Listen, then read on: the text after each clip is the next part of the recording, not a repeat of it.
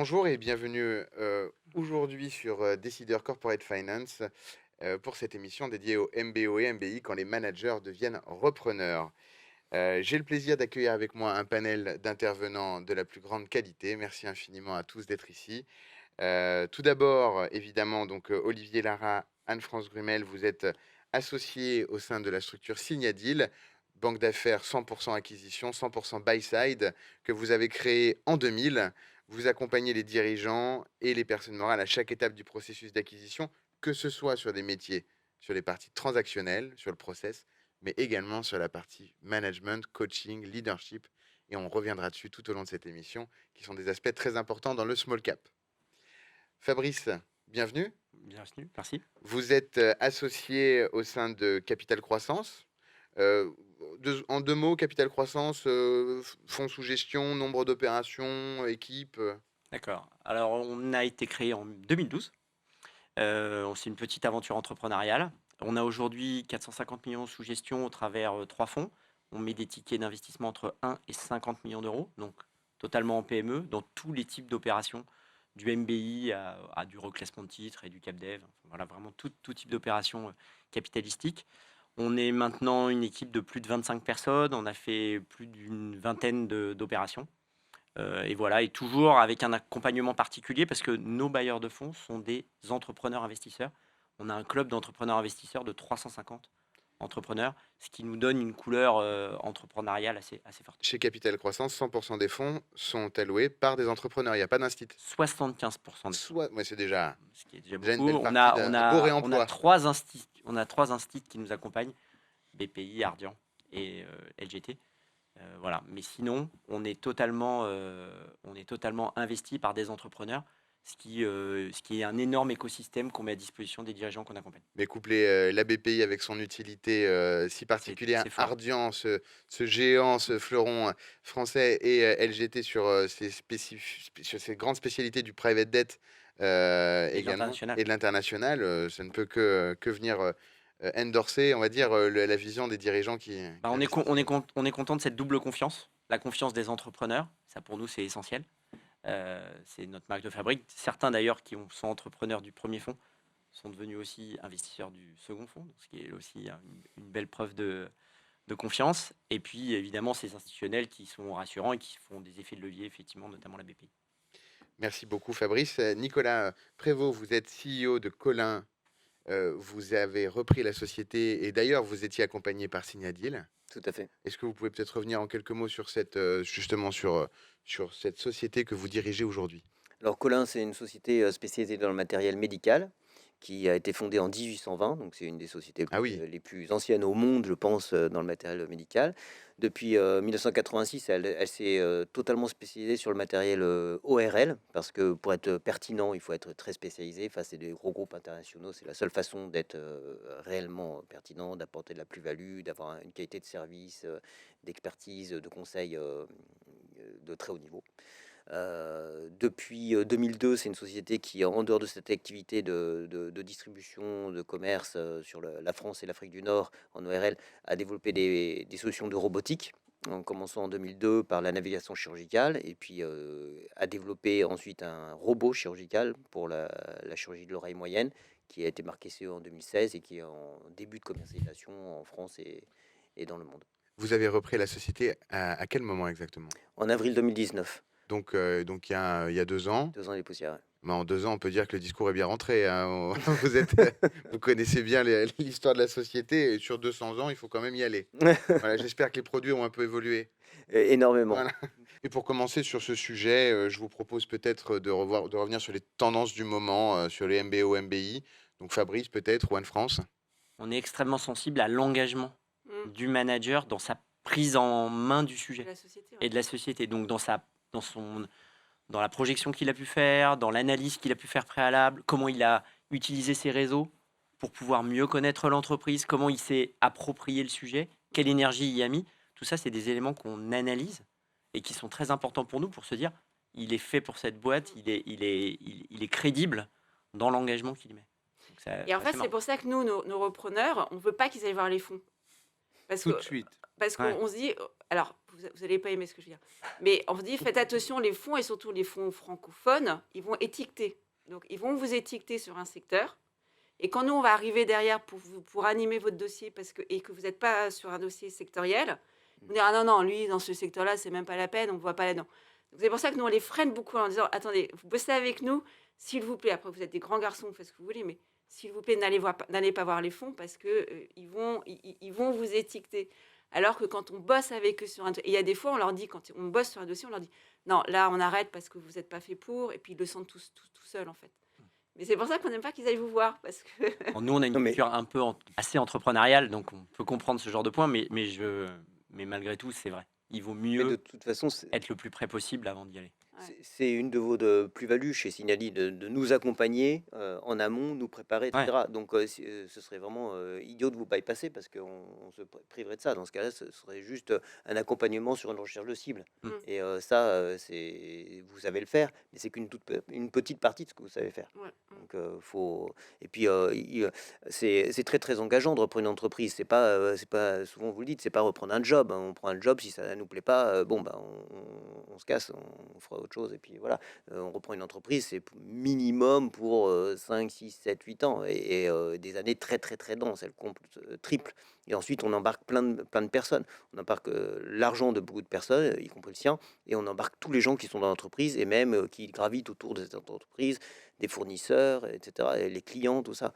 Donc faut pas y aller, la fleur au fusil. Dès qu'on a une cible, ça y est, c'est parti. C'est pas un achat, on va pas faire nos courses, hein.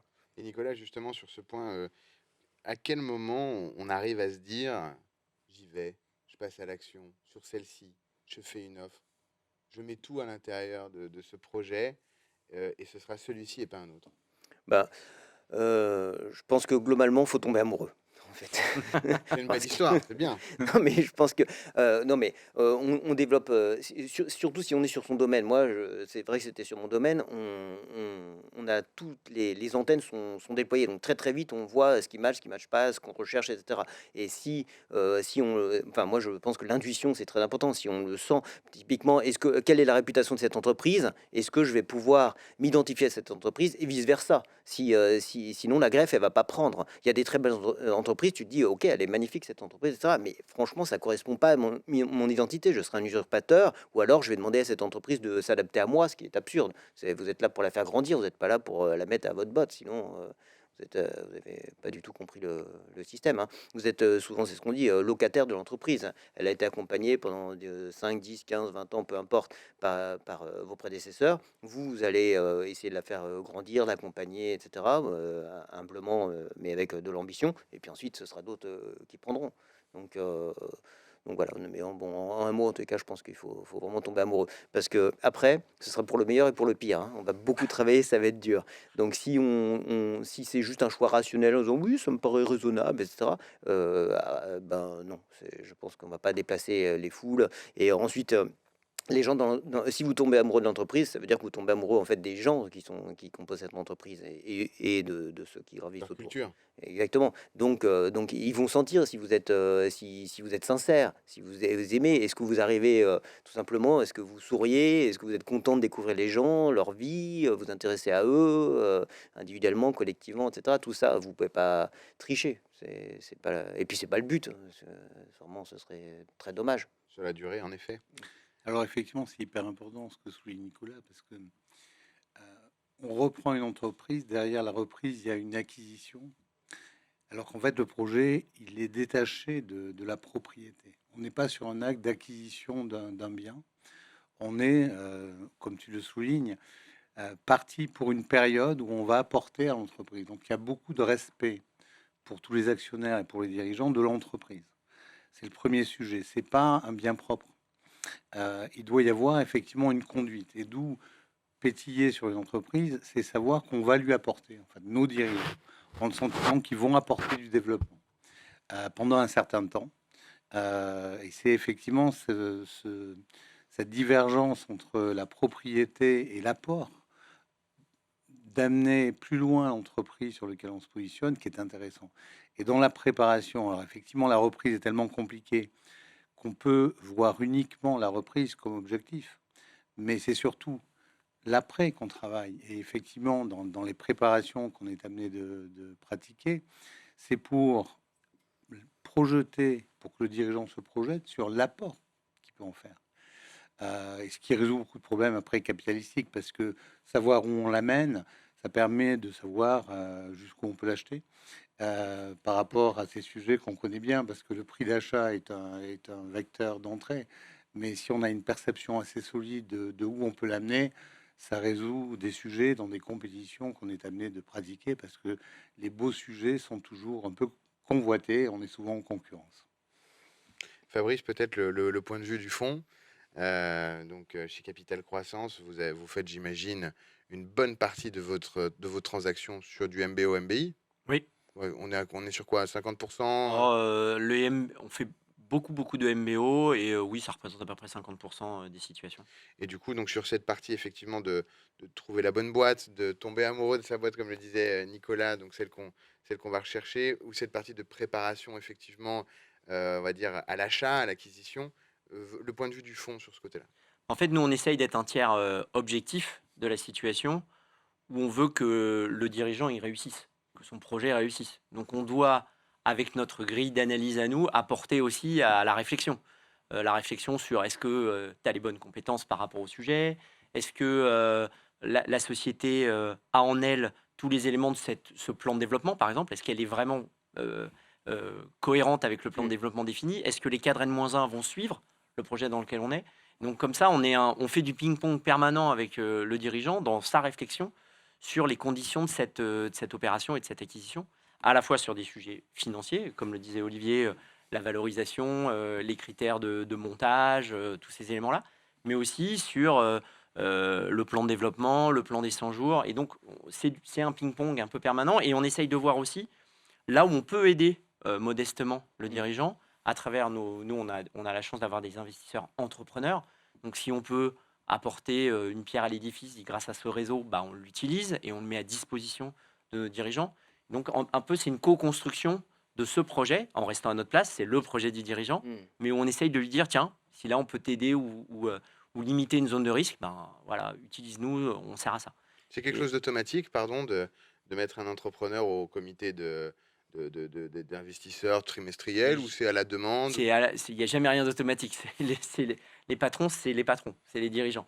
Nous, on propose des choses et c'est à eux de dire dans ta boîte à outils, est-ce qu'il y a des choses qui me vont ou qui ne me vont pas. Mais en revanche, ça peut sécuriser un dirigeant. Il peut se dire, tiens, j'arrive dans un nouveau secteur, ce type de client, je ne les connais pas bien. Ça m'intéresserait d'avoir dans mon comité stratégique, qui n'est pas d'ailleurs qui est pas un comité au quotidien, qui est vraiment un comité stratégique, ça m'intéresserait de pouvoir raisonner avec quelqu'un qui connaît ses clients, qui connaît leur mentalité, qui a été un des leurs, par exemple. Et donc, c'est ça que ça apporte. C'est d'aider le dirigeant à couvrir des zones modestement, à couvrir des zones de risque ou de faiblesse. Le fonds d'investissement, il apporte déjà un regard assez objectif. Il est moins amoureux quand même, hein. Il aime beaucoup, mais Il est amoureux du dirigeant, quand même. voilà, Non, mais éventuellement du dirigeant. Il est amoureux par Pour 5-6 ans. procuration. Mais non, mais c'est très intéressant dans le sens où c'est des gens professionnels qui voient beaucoup de reprises et qui souvent cumulés ont beaucoup d'expérience. Donc ils ont vu des reprises sur des années dans plein de secteurs différents, etc. Et qui peuvent faire des ponts aussi. Parce que par exemple, moi j'ai repris dans mon secteur le medical device, le matériel chirurgical. Donc dans ce domaine, j'ai une certaine compétence, etc. Mais je n'ai pas l'expérience dans plein d'autres domaines, alors que les fonds, eux, généralement, ils sont sur beaucoup de domaines. Donc eux, ils peuvent faire des ponts, des analogies et apporter quelque part un peu du sang neuf, puisque finalement, on est du domaine. Évidemment, toutes les personnes qui sont dans l'entreprise sont du domaine. Donc Enfin, rares sont les personnes très impliquées, parce qu'ils ont mis beaucoup d'argent, donc ils sont très impliqués, ils sont bienveillants, on est exactement dans le même bateau, il faut faire grandir cette entreprise, sa valeur, etc. Et qui peuvent apporter gratuitement, moi souvent pour taquiner mon partenaire financier à fonds privé, je leur dis, vous êtes mes conseillers bénévoles. Parce que à partir du moment où on est dans, ils sont impliqués avec moi, je vais pas les solliciter pour tout et n'importe quoi, mais quand je les sollicite, c'est toujours pour moi intéressant, etc. Et c'est du conseil. Il participe à la prise de risque. Donc, Exactement. totalement une convergence d'intérêts, en fait. Exactement, on a fait les mêmes analyses. Bien sûr, moi je dirais que c'est nécessaire de s'entendre, mais on n'y est pas allé parce qu'on s'entendait, hein. On voulait tous y aller, et après, on s'est bien entendu, il y a eu un bon match, etc. Donc on a beaucoup de choses en commun. Et ça, c'est important parce que ce que Fabrice et Nicolas décrivent, c'est le small cap. Et Ah souvent, les repreneurs individuels, ils ont peur des fonds parce qu'ils disent non, mais moi, je veux pas de fonds parce qu'ils sortent ce qu'on disait tout à l'heure du big cap ou du middle cap. Et c'est pas du tout la même culture. C'est vrai. Ça n'a La rien à culture voir. du small cap, c'est ça. C'est-à-dire que c'est des partenaires qui travaillent ensemble et c'est qu'est-ce qu'on peut faire pour t'aider. Mais c'est toi Exactement. qui es dirigeant, c'est pas nous. Par contre, on est là en soutien. Et ça, c'est super important de bien le souligner parce que c'est le small cap et rien à voir avec le monde que connaissent souvent les futurs repreneurs. Et le small cap, c'est aussi des conseils qui sont du coup tout à fait pertinents pour cette typologie d'opération, qui font de l'aspect transactionnel, on l'a vu avec Olivier, mais qui font aussi un aspect talent, leadership, coaching, qui est un peu unique sur le marché, finalement, en France. Oui, c'est Bah, vrai je pense qu'on qu'il faut le dire. Oui, il pense faut le qu'on Il y en a dire. pas, il y en a, non, on mais, est les Il faut seuls. le dire. voilà, on vous est- avez le on- droit de le dire, c'est quand Je même pense assez qu'on est rare. les seuls sur la place du M&A à avoir mis cette double expertise, hein, qui est l'expertise M&A, mais aussi l'expertise coaching, parce que cette vie dans le small cap et cette reprise d'entreprise, c'est très humain. Et il faut aussi accompagner l'humain, et on a beaucoup d'outils pour accompagner le financier, faire des reportings, etc. Mais on a encore peu d'outils mis en place et mis à disposition des dirigeants sur la partie humaine, qui peut être aussi bien... les dirigeants, ils sont seuls, hein, donc ils ont besoin qu'on leur sorte la tête du guidon parfois, et qu'on leur sorte la tête du guidon sur le plan financier, mais sur le plan aussi économique et sur le plan managérial, parce que gérer une entreprise, une PME, de temps en temps, c'est un peu gérer une cour de maternelle, et il faut pouvoir mettre de l'huile là où il faut mettre de l'huile, parce que si les équipes suivent pas, bah, l'aventure va avoir des grains de sable qui peuvent de temps en temps être un peu compliqués.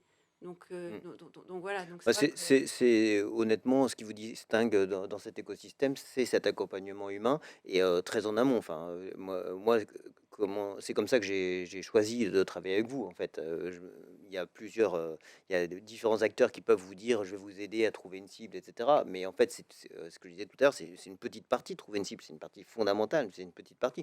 Mais avant, il y a tout l'aspect humain. En fait, t'en es où, quel est ton projet, qu'est-ce que tu veux faire, sur quoi tu es légitime, qu'est-ce que tu veux faire plus, qu'est-ce que tu veux apporter, qu'est-ce que tu ne veux plus faire.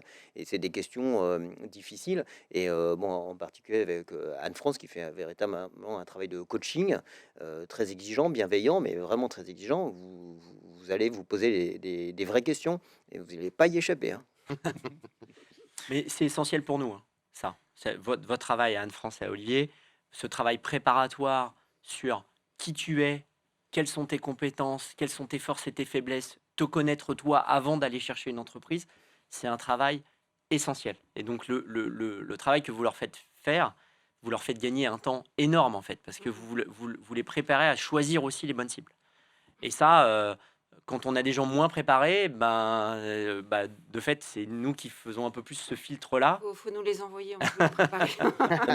Je dirais que c'est en plus une période très riche, très intéressante, qu'il est, à mon avis, fortement déconseillé de faire une fois qu'on a fait la reprise. C'est-à-dire Totalement. qu'une fois qu'on a fait la reprise, on n'est plus là pour se poser des questions, hein. Maintenant, il Totalement. faut plutôt retrouver des réponses, des solutions et avancer, foncer, hein. Donc, le manager qui se prend la tête et qui se remet en cause, ma vie, mon œuvre et compagnie, alors qu'il est en pleine reprise, enfin, bon courage, quoi. Et c'est vrai qu'on est souvent, on a les deux côtés, c'est-à-dire qu'on voit des belles entreprises, des fois des dirigeants, nos candidats reviennent avec un très beau sujet. Et puis derrière, ils se disent, c'est pas pour moi. C'est une belle boîte, mais c'est pas pour moi. Là, on a gagné. Parfois, on leur dit, elle est superbe, mais c'est pas pour toi. Et on l'explique. Et nous, on a une frustration parfois. Enfin, en tout cas, moi, comme dealer, c'est de voir passer des super sujets et qui ne convient à aucun de nos candidats. Et je dis, merde, c'est trop sympa cette entreprise. Le dirigeant passé a mis un modèle magique et on n'a même pas de candidats qui peuvent se positionner. Mais en même temps, Mais nous, on est effectivement dans cette correspondance entre la cible et le dirigeant pour que ça soit une réussite de demain. mais en même temps, je parle aux hommes de transaction que vous êtes tous les deux, puisque vous portez principalement sur cette émission, c'est ce regard-là. de toute façon, c'est ce qui vient vous servir dans le succès de vos projets, puisque aujourd'hui, on est dans un marché extrêmement compliqué à l'acquisition. On ne peut pas dire que les financements manquent. On ne peut pas dire que les fonds aient beaucoup de problèmes à lever de l'argent. Donc finalement, le sujet, c'est plutôt de trouver la boîte et une fois qu'on l'a trouvée, de la gagner si on est sur un beauty contest ou sur une auction.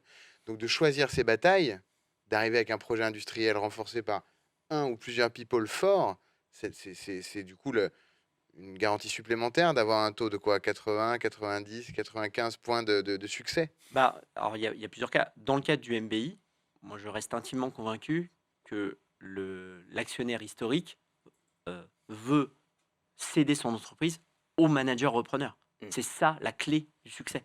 La clé du succès, c'est qu'il se dit, c'est cette personne qui est faite pour mon entreprise.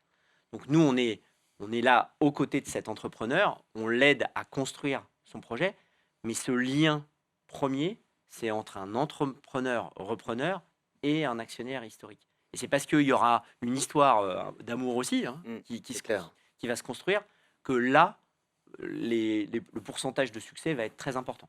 Dans le contexte d'une opération de MBO, la personne est déjà en place, donc c'est la situation est différente. Mais c'est là où le succès se fait dans notre compréhension de ses enjeux à lui et de où il va se sentir à l'aise et où il va se sentir moins à l'aise et donc de le mettre dans une situation de confiance pour qu'il réussisse. Donc c'est là où la situation est un petit peu différente. C'est pas exactement les mêmes leviers dans l'appréciation des situations. Mais dans tous les cas, de toute façon, je reprends le point d'Anne-France sur le small cap, c'est ça, c'est beaucoup d'humains. Ça reste à chaque fois des aventures humaines, soit entre l'investisseur et le manager interne, soit entre le repreneur et le dirigeant historique. Mais en MBI, c'est fondamental ce match avec les cédants parce qu'en fait, une entreprise généralement est à l'image de ses dirigeants. Donc, lorsque vous tombez amoureux de la boîte, vous tombez quelque part amoureux de vos prédécesseurs, des On est cédants. beaucoup amoureux en fait. Bah, Vraie faut histoire te- d'amour, hein. bah, oui, je pense qu'il faut mettre beaucoup de cœur. Enfin, moi, en tous les cas, c'est ma façon de voir les choses. Pour une entreprise, c'est une histoire de bonhomme, hein, donc c'est pas une histoire de chiffres. Enfin, pas de mon côté en tous les cas. Et de dames aussi. Bien sûr, Oui. De bonhomme avec un grand H. voilà, exactement. ou un grand B. C'est bien sûr d'être humain. Mais donc, si vous entendez, enfin, si vous sentez que vous avez beaucoup de valeurs communes avec vos prédécesseurs, c'est un gage de succès puisque en fait, ils ont recruté au fur et à mesure des mois, des années, des décennies, des gens avec qui ils s'entendent, avec qui ils travaillent bien, etc. Donc, c'est un gage. La grève prendra. Si vous êtes, je peux pas imaginer, disons, avoir envie de reprendre un business, une activité, etc., des mains de quelqu'un avec qui je me sentirais pas aligné sur mes valeurs essentielles. Non, c'est pas possible. On parlait de compétition. En fait, c'est une manière bienveillante pour nos candidats de réussir, mais pour nous aussi. Parce que globalement, pour gagner ces compétitions, il faut trouver effectivement le cas dirigeant qui demain va séduire. Parce que sur les supports de qualité, il y a un alignement de prix. C'est-à-dire un dirigeant cédant, à un moment donné, il a quand même l'optique d'un prix. On va pas en parler, c'est pas trop le sujet, mais on arrive à un prix.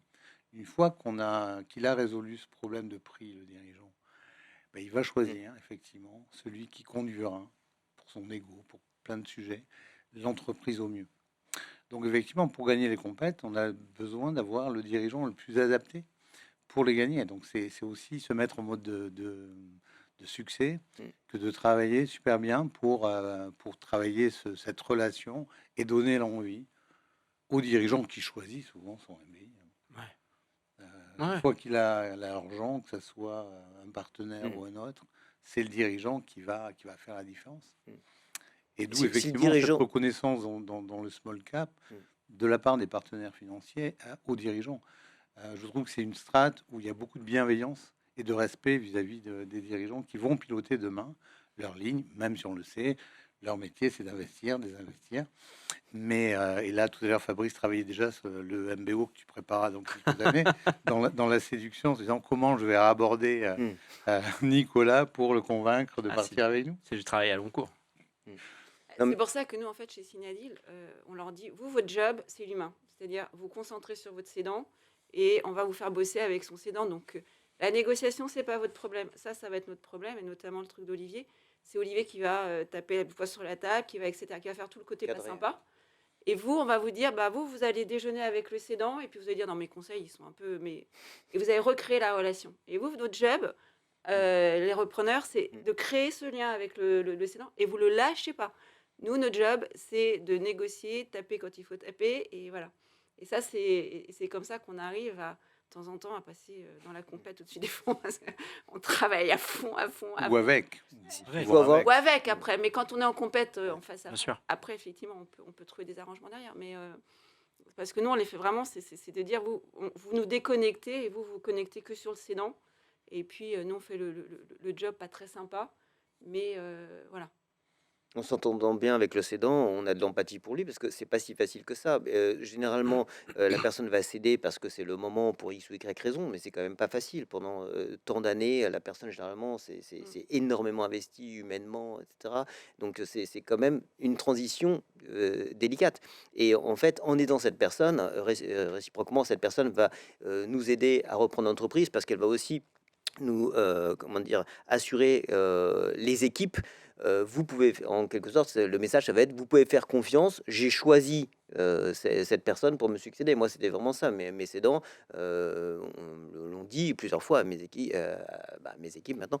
Nous avons choisi Nicolas pour nous succéder. Donc, vous pouvez lui faire confiance. Et ça vaut de l'or quand c'est vrai, c'est sincère, c'est énorme parce que vous évitez toute la partie. Vous réduisez les turbulences du changement. C'est de toute façon un changement majeur. Les gens étaient habitués à faire confiance et à suivre telle personne. D'un coup, ils doivent suivre quelqu'un d'autre. C'est pas si facile que ça. Donc, tout ce que vous pouvez faire pour aider, et que moins les gens se posent des questions, plus ils vont pouvoir être focalisés sur comment on continue à mener l'entreprise et à la développer. Alors, ça m'amène une réflexion par rapport à la prise de décision d'un dirigeant pour vendre son entreprise. Il arrive une nouvelle génération de dirigeants qui, le jour où ils pensent qu'ils ne peuvent plus aller où l'entreprise devrait aller, transmettent. Sur le marché très primaire, qui sont aussi un terroir très intéressant pour créer de la valeur, parce qu'il y a plein de choses à faire, on le sait tous. On est face à des dirigeants propriétaires qui, à un moment de leur vie, transmettent parce qu'eux arrêtent, mais n'ont pas eu la réflexion de l'entreprise, en abnégation d'eux-mêmes. Cette nouvelle génération l'aura parce qu'elle est inculquée. De la même façon, comment piloter une entreprise avec une notion dans le cerveau de création de valeur, c'est l'apport, c'est nos apports. De vous amener aussi à rentrer un autre petit bouton dans votre cerveau pour dire où c'est que je vais créer de la valeur. Parce qu'on crée de la valeur en développant, mais pas que. Et ces sujets, c'est nouveau culturellement par rapport à des parcours de groupe où la création de valeur est apportée sous l'influence énormément des financiers qui ont cette agilité par expérience de pouvoir, sur des phases de 4-5 ans, monter des marches en création de valeur. L'idée, c'est d'aider le dirigeant à construire un actif stratégique, c'est-à-dire à faire de cette société un actif dans son marché, qui a une singularité, et qui va générer par cette singularité aussi une pérennité. Et donc, tout l'objectif, c'est d'aider le dirigeant, là aussi, dans la construction de ce qu'il va faire, dans les pistes de développement qu'il va mettre en place, d'organiser cette construction d'actifs stratégiques. Et justement, on est en plein dans le thème qu'on voulait évoquer pour avancer sur ce sujet, le post-acquise, donc l'après-deal. Lorsqu'on remporte une reprise, la période qui s'ouvre est celle de l'opérationnel, vous le savez, la prise de contrôle effective, les premières décisions. Quels conseils donneriez-vous, peut-être, commençons par Nicolas, aux candidats à la reprise qui nous écoutent pour aborder cette phase cruciale, ces fameux 100 premiers jours? Je pense que faut déjà être extrêmement sincère pour se présenter comme on est et ce qu'on veut faire, etc. avec l'entreprise. Je pense que là-dessus, il n'y a pas photo. Après, je pense qu'il faut être humble. Le premier challenge, c'est de continuer à faire au moins vivre l'entreprise aussi bien que ce que les prédécesseurs ont fait pendant, en ce qui me concerne, 40 ans. Et si déjà en quelques mois, on arrive à sécuriser le fait que le bateau va continuer à flotter dans la bonne direction, etc., c'est déjà très bien en fait. Humblement, vous pouvez dire, bah, c'est déjà une très bonne chose. Et les gens, c'est ce que les équipes attendent de toute façon. C'est est-ce que l'entreprise, tout simplement, va pas forcément péricliter, mais enfin, même sans aller jusque-là, en tous les cas, avoir des grosses difficultés, etc. Et ensuite, faut être clair, c'est vous arrivez, c'est à vous de vous adapter. Alors, il faut s'adapter comme un caméléon, c'est-à-dire il faut rester soi-même quand même, mais c'est à vous de vous adapter aux personnes. Si personnes sont là depuis un certain temps, elles ont été choisies. C'est pas à vous d'arriver et de leur dire, bah, maintenant vous allez être conforme à mes attentes, avec mes particularités, mes dadas, etc. Donc je pense qu'au départ, grosse humilité quand même. On est super content, etc., mais grosse humilité. Grosse observation. Voilà, c'est ça. Exactement. Ouais, Et- Une Nicolas, observation humble. Et- il sait que je l'ai coaché et en fait, c'est de leur dire le premier, mais vous faites surtout rien. Vous regardez ce qui se passe. Vous vous mettez un peu dans dans les pantoufles des cédants. Ouais, Et puis, vous voyez tout le monde. Par contre, il faut que tout le monde et puis échanger avec vous. Mais vous ne faites surtout rien. Ce qu'on disait tout à l'heure. On ne fait rien. Et on commencera à bouger les choses, à y mettre son ADN, etc. Les 6 premiers mois, tranquille. Il ne faut pas arriver en disant chut, moi, je vais tout faire décoller en 3 mois. Ça ne va pas être possible. Parce qu'on casse la machine à ce moment-là. Donc, il faut vraiment prendre son temps et se dire, voilà, les 6 premiers mois, et on touche rien, puis tranquillement, on va mettre les choses en place pour qu'on puisse après donner l'accélérateur, parce que la base sera bien solide. Donner l'accélérateur tout de suite, c'est quand nous, on l'a vécu, hein, c'est une catastrophe derrière. On a très peu, d'analyse RH. Parfois, on a l'accès, bien sûr, aux dirigeants. Parfois, sur des sujets au codir, quand il y en a. Donc déjà, on a cranté un regard très fort avant la reprise, mais souvent pas. C'était ton cas. Et donc, effectivement, les premiers sujets, c'est de prendre la température de l'asset qu'on n'a jamais pu étudier, qui sont les équipes, parce que sans les équipes, on n'avance pas. Donc, si on obère cette période de prendre possession de la compréhension des équipes, qui est le moteur de l'entreprise, on peut avoir des sorties de route assez graves. Parfois, on a beaucoup plus de pénétration. Ça arrive, mais c'est plutôt exceptionnel. D'où ces premiers temps, nous, dans les 100 jours qui post-acquisition, il y a Cannes France qui est interrogé. Parce que tous les sujets ont été balayés, les audits aidant, on a plein de feuilles de route dans plein de domaines. Mais la prise de température des équipes, on l'a pas, ou rarement. Après, je nuancerai un petit peu vos propos, quand même. Alors déjà, pour moi, il y a vraiment deux situations. Le MBO, le MBI. On est vraiment sur deux contextes différents. Sur le MBI, je suis d'accord avec vous sur la prise, tout ce que vous venez de dire sur la prise de température, la partie managériale. Il faut connaître ses équipes, il faut sentir ce qu'on a fait. Mais c'est bien quand même, quand on sait un peu où on veut aller, quand on a un peu préparé ces 100 Ah, jours, quand on a préparé aussi à travers les audits Bien sûr. les zones de force et de faiblesse. Sûr. Et on en parlait avec Nicolas tout à l'heure, il y a aussi montrer sa verticalité, notamment en PME, c'est-à-dire cette capacité d'avoir les mains dans le cambouis, mais de pouvoir réfléchir, montrer déjà à travers sa patte, ce que vous disiez sur le côté rester soi-même, montrer aussi son talent sur certains aspects. C'est aussi une façon de cranter qui vous êtes, mais tout en restant en observation, je suis d'accord. C'est-à-dire que la partie plan de développement, on attend déjà de sentir les gens, de voir comment les gens vous acceptent, comment tout ça se met en place. Et après, effectivement, elle s'organisera. Mais déjà, c'est une façon de confronter le principe qu'on avait des 100 jours et un peu les zones qu'on avait identifiées et de voir si ça va matcher, pas matcher, ajuster, commencer à être dans cette réflexion-là. Donc ça, c'est sur la partie MBI. Sur la partie MBO, on peut aller un peu plus vite quand même parce qu'on connaît déjà sûr. l'entreprise, Bien sûr. parce qu'on connaît déjà ses forces et ses faiblesses. Et donc là, effectivement, Bien sûr, beaucoup plus. il y a des choses. Et là, je dirais même, c'est même l'inverse. Il faut assez vite Mm. changer les choses parce que il faut pas que les gens se disent. Parce que là, il y a une personne qui change de situation. Que le responsable devienne directeur. Voilà. Donc, Donc lui, il doit porter le Tu costume as changé de costume. tout de C'est suite. clair. Il doit tout de suite porter le costume. Et donc, il faut l'aider tout de suite à organiser cette nouvelle position qu'il a dans l'entreprise par rapport aux autres. Et que ça soit assez clair, assez déterminé. Et donc là, pour le coup, il faut qu'il y ait des changements qui soient mis en place relativement rapidement. Évidemment, on ne casse pas l'entreprise, on est totalement d'accord. Mais il faut là que le changement de style soit établi parce qu'il ne faudrait pas que les autres se disent bon, finalement, il a pris une posture ou une fonction, mais il ne fait rien de différent. Si, il a changé de position. Et ce changement de position s'accompagne aussi un peu d'un changement de style. Mais tout ce sujet pose une question aussi intéressante pour vous, Fabrice. Bon, les portefeuilles ont tendance à tourner de plus en plus vite, sur certains secteurs toujours. Après, C'est pas de notre fait. c'est pas. Non, mais encore une fois, on vous on le souhaite à toutes ces boîtes. Si la boîte part plus vite, c'est qu'elle est en situation de succès. Bah, Donc, c'est souvent qu'en fait, si, il y a des appels, des appels voilà, du pied si elle a tendance à s'attarder, c'est que ça marche peut-être un peu moins. ou qu'on a envie de construire quelque chose. Oui, bien sûr, évidemment, ça peut arriver aussi. Mais du coup, les MBO et MBI, donc avec cette dualité de situation, ont tendance à rester plus longtemps dans le portefeuille, moins longtemps par rapport à un LBO plus classique. Honnêtement, là encore, hein, toutes les situations où on a cédé l'entreprise, c'est le dirigeant qui l'a provoqué. Ok. Dans le portefeuille de capital croissance, c'est soit parce qu'un industriel est venu et que le dirigeant a dit je prends, parce que c'est une offre que je ne pourrais pas refuser et qui est incontestable, soit parce qu'il voulait s'adosser. Il y a des cas où c'était un adossement qui était pour lui créateur de valeur par rapport à son propre projet, donc c'était une sorte d'intrapreneuriat à l'intérieur d'un groupe. Mais à aucun cas, c'est nous qui avons provoqué le sujet. Ça a à chaque fois été des décisions du dirigeant, parce qu'il disait, à ce moment-là, par rapport à mon histoire, et l'histoire de l'entreprise, c'est le bon moment.